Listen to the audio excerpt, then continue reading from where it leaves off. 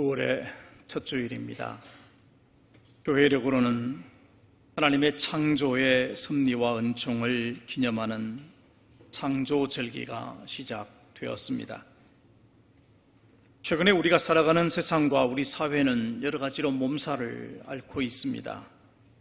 그런데 이 몸살의 가장 큰 원인은 결국 사람이라고 하는 것이죠. 무엇보다 사람이 사람답지 못하고 짐승을 닮아가는 모습이 너무나도 안타깝습니다. 기분이 나쁘다고 사람의 목숨을 빼앗고 시신을 훼손시킵니다. 심지어 자신이 죽인 자를 향해서 똑같은 상황이 되면 또 죽이겠다, 그렇게 말하는 것을 듣습니다. 한때 사랑하던 사람이지만 헤어졌다는 이유로 상해를 입히고, 심지어 이혼한 사람을 죽이고 그 시신을 쓰레기처럼 버리는 일까지 일어났습니다. 정말 사람의 얼굴을 하고 있지만 짐승의 마음을 가지고 있는 인면수심의 사람들이 너무 많다.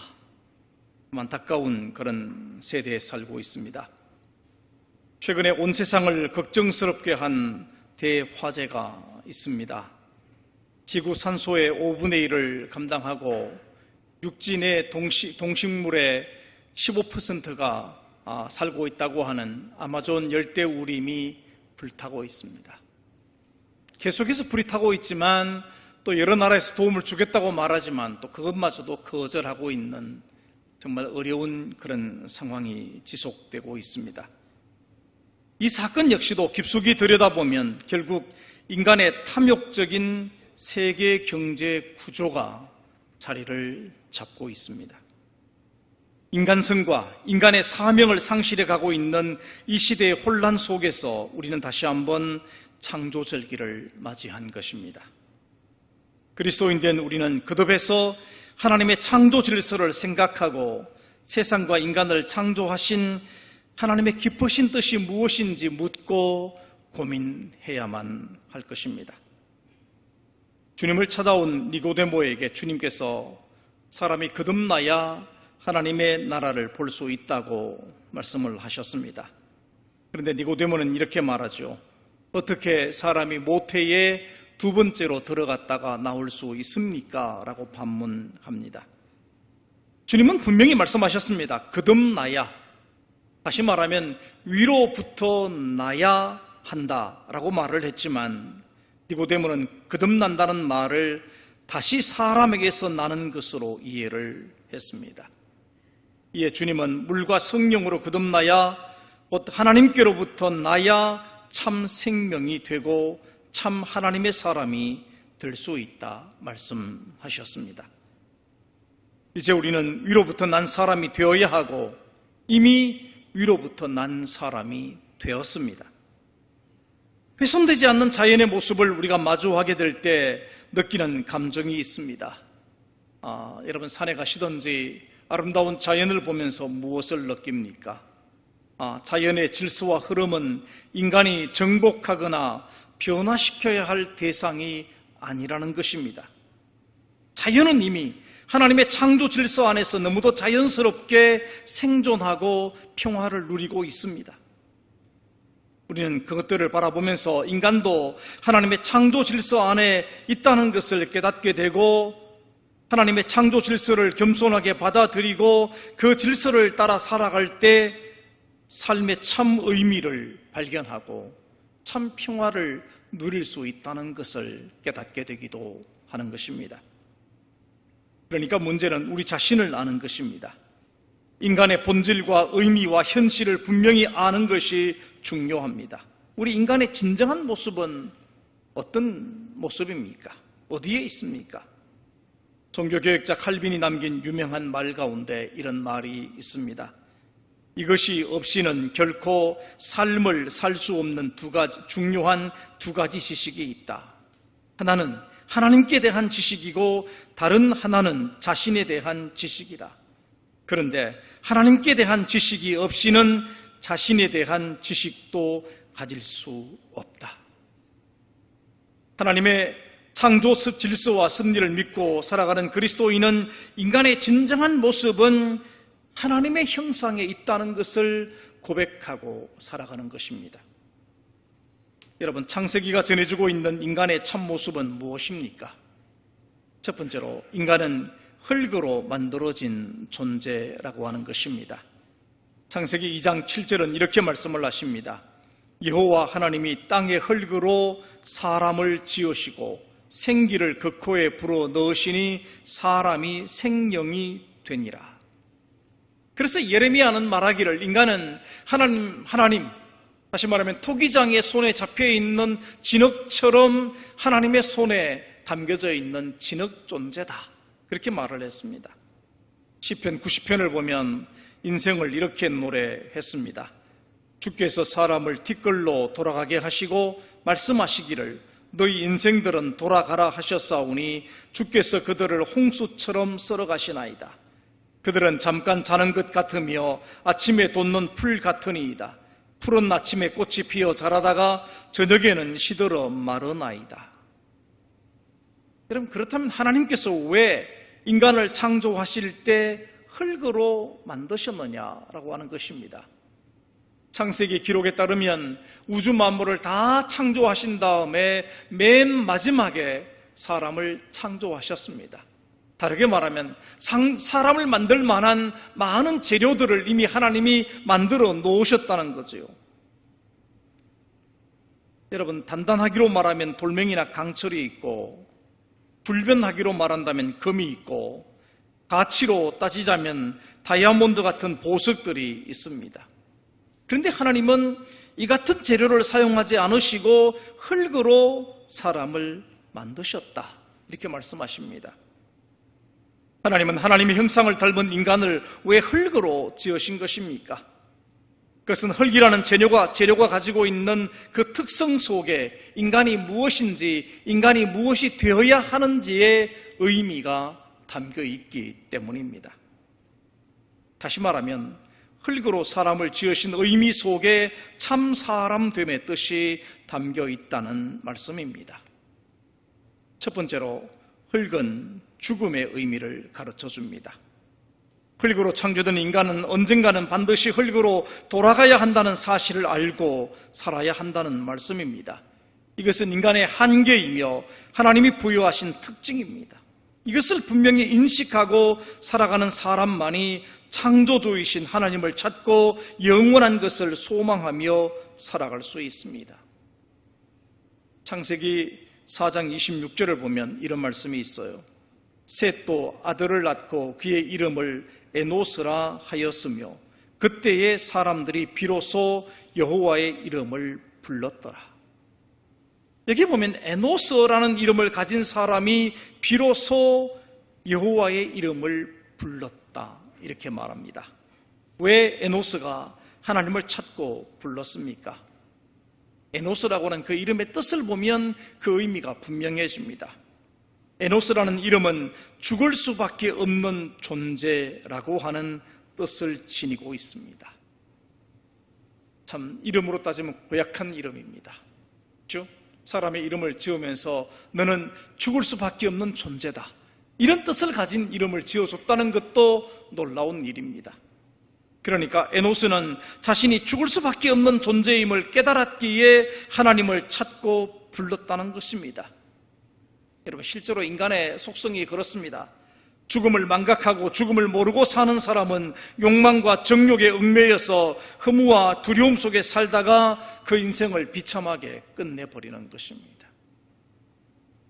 여러분, 한자어로 죽을 사자를 쓰는데 어떤 한문을 풀이하는 분이 그렇게 풀이를 하시더라고요. 이 죽을 사자는 밤중에 비수가 날아드는 것을 뜻한다, 그렇게 말을 했어요. 한일에 죽을 저녁 석자에다가 칼 도자가 다 들어있거든요. 죽음은 그런 것이라는 겁니다. 죽음은 언제나 갑작스러운 사건으로 다가와요. 여러분, 죽음 때문에 세상을 발칵 뒤집어 놓은 사건들이 여럿 있습니다. 그 중에 아마 대표적인 사건이 있다면 영국의 왕세자비였던 다이애나의 죽음이라고 할 것입니다. 아랍의 최대 갑부라고 알려진 도드 파이어와 영국의 왕세자비 다이애나는 프랑스 칼튼 호텔에서 하룻밤에 1,000만 원도 넘는 그런 세계 최고의 호화룸에서 몇 시간 즐거운 시간을 보냈습니다. 그들은 최고의 술과 서비스를 받으면서 자신들이 세상에서 최고의 사람들이라고 생각했는지도 모릅니다. 그리고 그들은 특별 주문된 방탄용 벤츠를 타고 세너 강가를 드라이브하기 위해서 나섰습니다. 그런데 순간 자신들을 따라오는 파파라치 기자들을 발견하고는 그들을 따돌리려고 속력을 냈다가 차는 난간을 들이받습니다. 그리고 두 사람은 그 자리에서 적사하고 말았습니다. 참으로 밤중에 날아든 비수처럼 죽음이 날아와서 피할 순간도 없이 그들을 찔러버린 것이죠. 좀 심각한 이야기처럼 들리고 비관적으로 들릴지 모르지만 우리는 우리의 자녀들이 헛된 삶을 살지 않기를 바란다면 어떻게 성공할 것인지를 가르치기 전에 인간의 유한성, 곧 인간은 반드시 죽는다는 사실을 먼저 가르쳐야 합니다. 요한 웨슬레의 어머니는 자녀를 참 많이 낳았습니다. 19명이나 낳으셨거든요. 참 많이 낳으셨죠. 그런데 더 놀라운 것은 그 19명의 자녀들이 하나도 방탕하지 않고 훌륭한 삶을 살아가도록 키웠다는 것입니다. 요즘 세상 같으면 자녀 1명 또 혹은 2명의 자녀를 바르게 키우는 것도 쉽지 않는데 어떻게 19명의 자녀들을 바르게 키울 수 있었겠는가? 그런데 그 비결은 성경을 이야기해 준 것에 있었다는 것입니다. 어떤 성경 이야기를 많이 했는가? 그것은 부자와 나사로의 이야기, 어리석은 부자의 이야기를 해주면서 천국과 지옥의 생사과를 분명히 심어 주었다는 것입니다. 그러니까 어릴 때부터 죽음을 알게 하고 천국과 영원을 바라보도록 가르쳤다는 것입니다. 여러분, 삶과 죽음을 아는 자는 반드시 하나님을 찾게 되고 바른 인생을 살아가게 되는 것입니다. 바로 그 의미가 흙으로 인간을 지으셨다는 말씀 속에 담겨 있습니다. 둘째로 흙은 생명의 법칙을 가르쳐 줍니다. 흙은 사람에게 죽음의 의미를 가르쳐 주지만 동시에 생명의 의미를 가르쳐 주는 것입니다. 이 땅의 모든 생명들은 흙에 그 뿌리를 두고 있습니다. 모든 식물들은 흙에서 공급되는 수분과 양분으로 생명을 유지하고 열매를 맺습니다. 모든 동물들은 흙에서 나는 것을 먹어야 생명을 유지할 수 있습니다. 심지어 물고기들도 물속에서라도 흙에서 자라나는 미생물을 먹어야 그 생명을 유지할 수 있습니다. 이처럼 흙은 생명입니다. 하나님께서는 생명의 보고인 흙을 사용하셔서 사람을 만드신 것입니다. 여러분, 그런 의미에서 참 사람이 된다는 것은 생명성을 회복하는 것입니다. 생명성을 회복한다는 것은 생명의 법칙을 알고 거기에 순응하며 사는 것입니다. 흙의 특징 가운데 또 한 가지는 인간을 위한 모든 섬김의 도구가 되어 준다는 것입니다. 그러니까 참 사람이 된다는 것은 이러한 섬김을 회복하는 것을 의미합니다.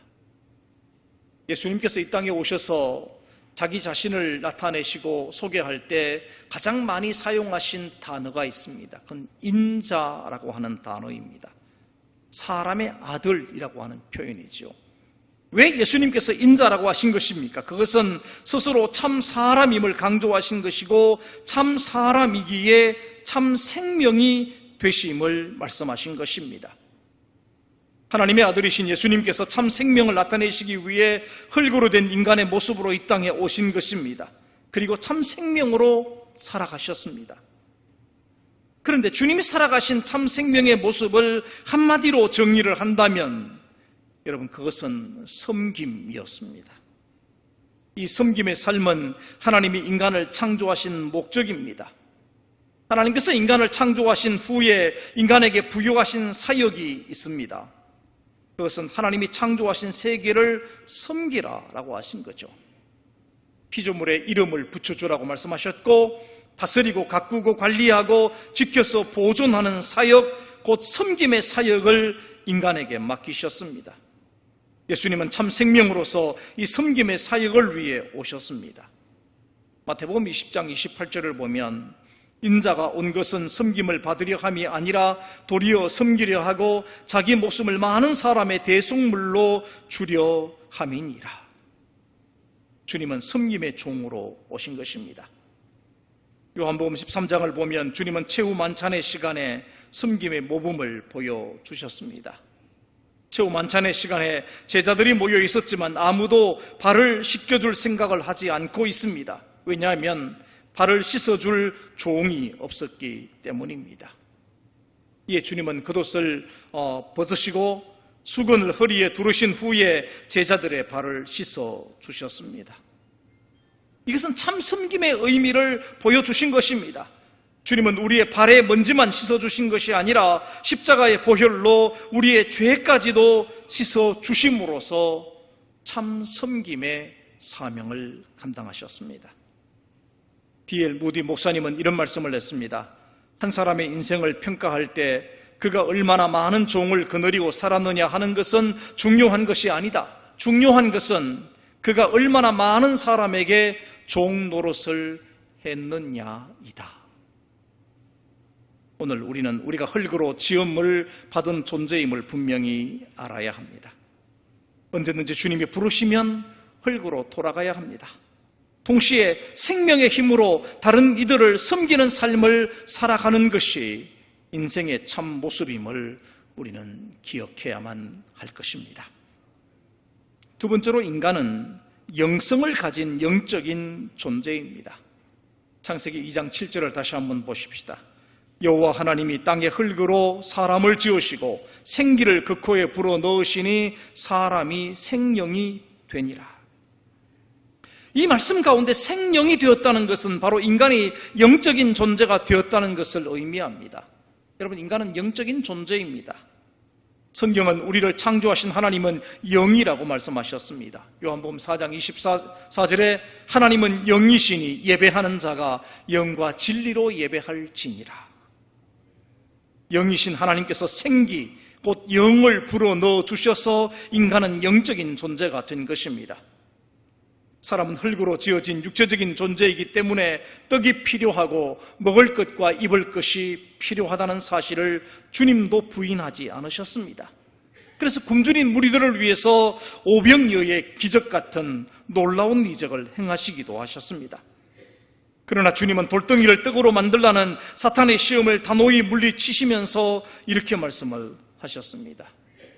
사람이 떡으로만 살 것이 아니요 하나님의 입으로부터 나오는 모든 말씀으로 살 것이라. 여러분, 육을 위한 양식이 있어야 하는 것처럼 영을 위한 양식을 공급받아야 인간은 참으로 만족하고 행복할 수 있는 것입니다. 유대의 한 부자 청년이 주님을 찾아와서 진지하게 물었던 질문이 무엇입니까? 그는 부유했습니다. 그는 율법을 잘 지키는 그런 사람이었습니다. 그러나 그는 영적인 갈증으로 가득 차서 주님께 묻습니다. 선생님, 어떻게 하여야 영생을 얻을 수 있겠습니까? 또 한 사람, 유대의 관원이었던 니고데모는 사람들의 눈을 피해 밤중에 주님을 찾아왔습니다. 그의 관심은 어떻게 하면 하나님의 나라에 들어갈 수 있느냐라고 하는 것이었습니다. 우리는 때때로 누가복음 12장에 나오는 어리석은 부자와 같을 때가 많습니다. 그 어리석은 부자는 이렇게 말합니다. 또 내가 내 영혼에게 이르되 영혼아 여러 해 쓸 물건을 많이 쌓아두었으니 평안히 쉬고 먹고 마시고 즐거워하자 하리라. 오늘 많은 사람이 이 어리석은 부자와 같이 많이 벌어서 마음껏 즐기며 살아가면 그것이 최고라고 말합니다. 그런데 주님은 그 어리석은 부자에게 무엇이라고 말씀하셨습니까? 어리석은 자여, 오늘 밤에 내 영혼을 도로 찾으리니 그러면 내 준비한 것이 누구의 것이 되겠느냐? 철학자 베이컨은 이런 말을 했죠. 나는 배부른 돼지보다 배고픈 소크라테스가 되고 싶다. 여러분, 육의 양식, 그것이 우리 인간의 전부가 아니라는 것입니다. 인간은 육체의 만족만으로는 삶의 의미를 찾을 수 없고 행복할 수도 없다는 그런 선언이 아니겠습니까? 인간은 영적인 존재입니다. 그리고 영적인 존재라는 것을 자각한다면 우리는 다르게 살아가야 됩니다. 육적인 몸을 위해 수고하듯이 우리의 영을 위해서 수고하는 삶을 살아야 돼요. 영적인 존재로서 육의 가치에 얽매여 살아가서는 안 되는 것입니다. 그래서 우리는 매일 말씀을 묵상해서 우리를 향하신 하나님의 뜻이 무엇인지를 알아야 하고 기도로서 영이신 주님과 교제를 나누어야 합니다. 경건을 연습해야 되고 예배하기를 기뻐해야 하는 것입니다. 우리 인간은 처음부터 영적인 존재로 창조되었음을 우리는 깨달아야 할 줄로 믿습니다. 세 번째로 인간은 하나님의 형상과 모양대로 지음을 받은 존재입니다. 하나님께서 인간을 창조하실 때 아주 중요한 원칙이 있었습니다. 그것은 인간을 동물과는 다르게 인격적으로 창조하셨다는 것입니다. 창세기 1장 25절을 보면 동물들의 창조에 대해서 이렇게 말씀을 하십니다. 하나님이 땅의 짐승을 그 종류대로, 가축을 그 종류대로, 땅에 기는 모든 것을 그 종류대로 만드시니 하나님이 보시기에 좋았더라. 그런데 사람을 창조하실 때는 다르게 말씀을 하십니다. 창세기 1장 26절입니다. 하나님이 이르시되 우리의 형상을 따라 우리의 모양대로 우리가 사람을 만들고 그들로 바다의 물고기와 하늘의 새와 가축과 온 땅과 땅에 기는 모든 것을 다스리게 하자. 하나님의 형상을 따라 사람을 만들고 그 사람에게 하나님이 지으신 만물을 다스리는 책임을 주신다는 말씀입니다. 그런데 이 말씀 속에서 말하고 있는 하나님의 형상과 하나님의 모양이라는 말은 굉장히 깊은 의미를 가지고 있습니다. 형상이란 어떤 사물과 그것을 그린 그림이 서로 닮은 것처럼 인간과 하나님 사이에 찾아볼 수 있는 구체적인 닮은 꼴이 있다 하는 것을 의미합니다. 이 모양이라는 말은 추상적인 면에서 유사성을 가리키는 말입니다. 그러니까 누구와 누구가 그 성격이 닮았다든가 비슷하다든가 그 사람의 어떤 느낌이 같다든가 그럴 때 이 모양이라는 단어를 사용하거든요. 그러므로 인간이 하나님의 형상과 모양대로 창조되었다는 말은 인간은 하나님의 성품과 영향을 받아서 창조되었다는 의미입니다. 그러니까 인간은 하나님께로부터 하나님의 성품, 하나님의 인격을 부여받은 것입니다.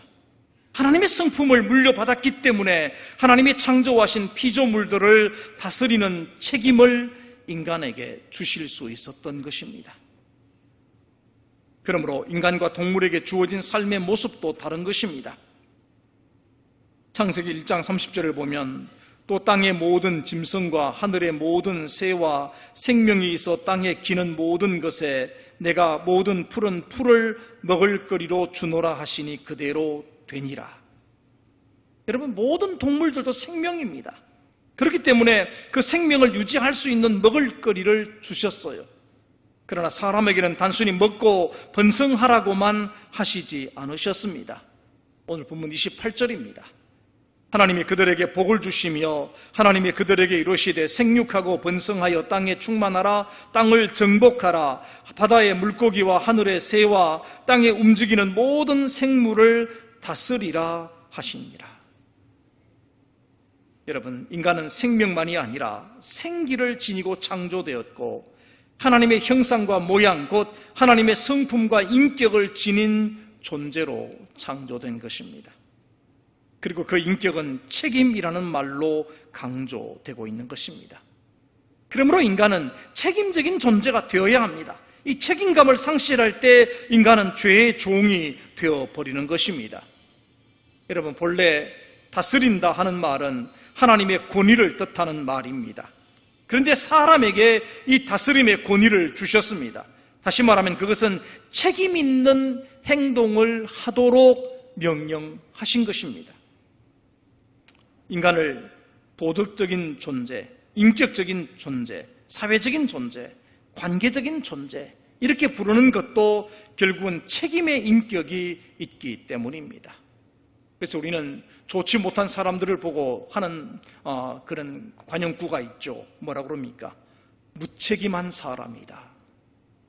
여러분, 굉장히 심각한 이건 여러분 그 비난입니다. 무책임한 사람 같지 않다는 이야기입니다. 왜냐하면 하나님이 우리 인간에게 책임적인 존재로 만드셨기 때문입니다.